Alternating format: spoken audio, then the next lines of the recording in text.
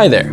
Through documentaries and casual eyewitnesses, many cases of very strange animal behavior have been captured on film, many of which we can't explain. And today we will show you the most unusual of them. The fork-tailed drongo is the most prominent cheater in the Kalahari Desert, and these are his victims, a family of meerkats, masters of life in the desert.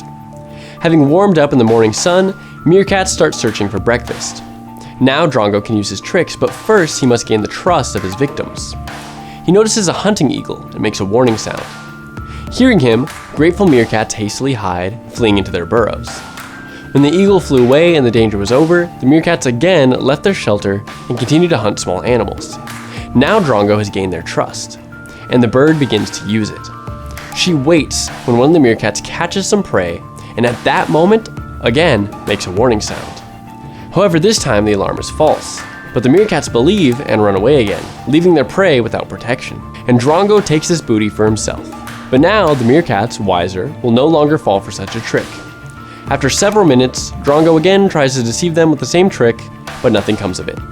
He flies off onto a tree and watches with envy as the meerkat obtains a scorpion. This is a very tasty food that Drongo wants to eat, but is not able to have. But suddenly there's a cry of the sentinel meerkat, warning danger. Not a single meerkat will ignore this call, all of them returning to their burrows. Sentinels never lie, after all. In reality, the sentinel did not see any danger, and even more so, he didn't make any sound at all. What was it then? Our Drongo, of course. He's learned to imitate the shout of meerkats, amazing scientists. Now Drongo can enjoy the scorpion. The meerkat clan was outwitted by one bird. Unbelievable. The dab lizard, also known as the spiny-tailed lizard, is a popular delicacy for the nomads of the Arabian deserts. The reptile hides from the sun in a burrow, but this is not a reliable shelter. In order to avoid being caught by humans or other predators, they need an ally. This black scorpion is also looking for a secluded place, preferably a lizard hole. He wants to live in a cool shadow. As a result, these two completely different species of animals made a deal. The scorpion will never sting the owner of the lizard hole, and the lizard does everything to make the poisonous tenant feel at home. The scorpion pays rent by serving as guard, scaring away foxes and other predators. This alliance makes lizard hunting a risky business, the worst being when a person climbs into such a place. The bite of this species of scorpion is not fatal to humans, but it will hurt for several days. This arrangement is mutually beneficial, with the lizard protected from predators and the scorpion from heat. We're transported to another desert, this time in California. Very cunning deceivers live here too, who force other species to babysit their offspring. This is the Spanish fly. She has the exceptional ability to find slaves, and it all starts very simply with a female bug. She digs a hole and lays eggs in it. Now the Spanish fly leaves the hole. In sand at shallow depths, the conditions for eggs are suitable, not too cold, not too hot, even at high noon. 6 weeks later, larvae hatch from the eggs, but around them is desolate burning sand. Larvae need food, but they will not find it here. Their life depends on teamwork. Together, in one well-coordinated group, they climb the dried grassy stalk. When they get to the top, there seems to be nowhere else to go. They become vulnerable to the scorching sun and predators, but they remain at the top in a densely teeming mass. These larvae need someone to remove them from the stem and carry them away. They're waiting for one insect, and so it appears. This is a bee. She crawled out of the burrow she has just dug for her offspring. The bee flies to collect pollen, she puts it in bags on her hind legs and carries it back to the hole. And here, the male flies. He is looking for a female. The accumulation of larvae resembles a female and smells exactly the same.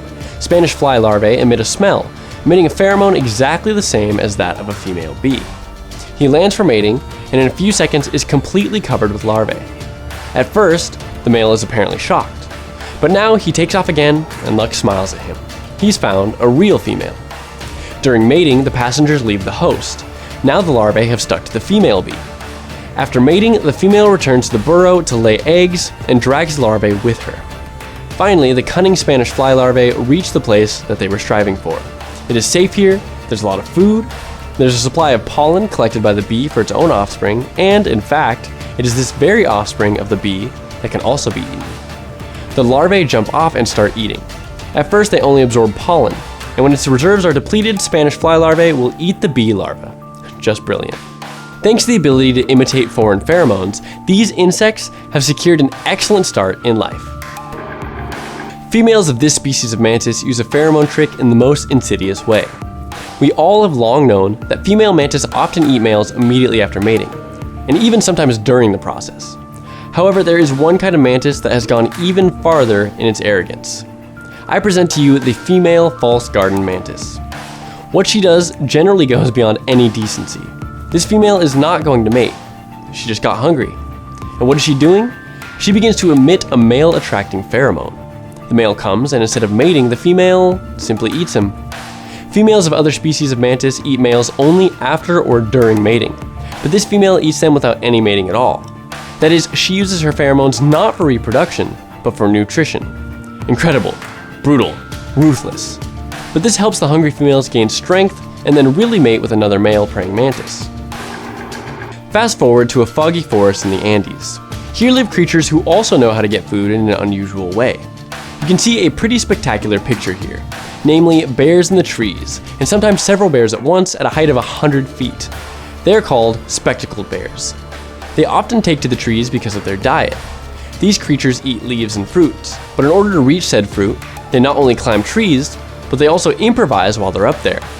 For example, if only one fruit remained in this tall tree and it hangs on a thin branch too thin to support the weight of this bear, and then competitors come up to it, what should a bear do to reach the fruit? Simple, they just break branches. The most important thing is to bite the branch exactly right so that it hangs at a level where the fruit can be obtained easily. If the branch falls to the ground, the main task becomes going down and grabbing the fruit before the other bears. In general, most bears are quite smart and cunning creatures. You may recall how these animals catch salmon that go to spawn. They simply open their mouths and prey itself flies into their mouths. Caimans act in a similar curious way. When the rainy season comes and the river fills, caimans simply lie down and wait for fish to swim in its mouth. All reptiles are energy conservation specialists, but these are just real scammers who broke the system. There are big problems with safety in the wild, and finding a good reliable home is a big deal. Here on a tiny Caribbean island, housing is in short supply. Hermit crabs use the empty seashells of other animals as mobile homes. The shell really protects the hermit crabs from other animals, as well as from the scorching sun. But as the animal grows, the shell gradually becomes cramped, so that the crab eventually has to move to a bigger one. There are few suitable shells for this, and they're often very scattered along the shore.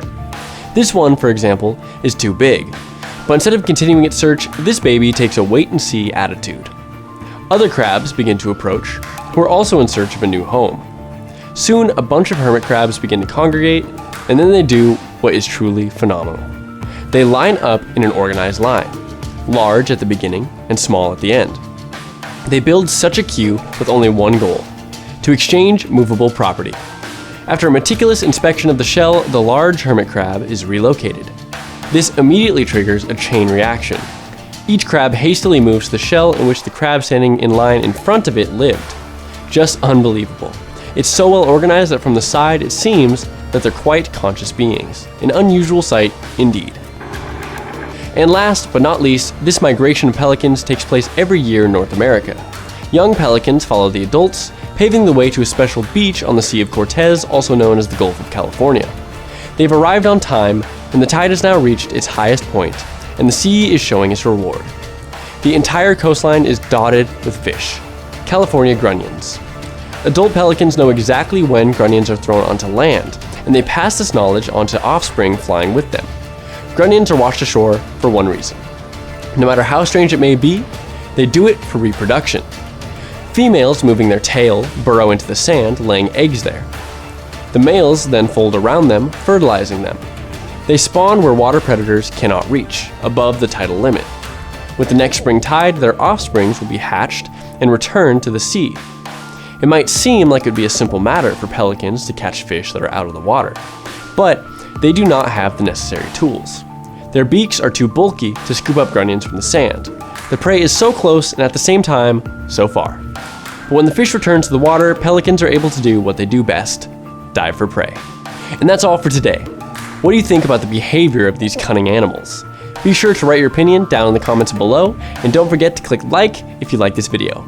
Thanks for watching, subscribe for more.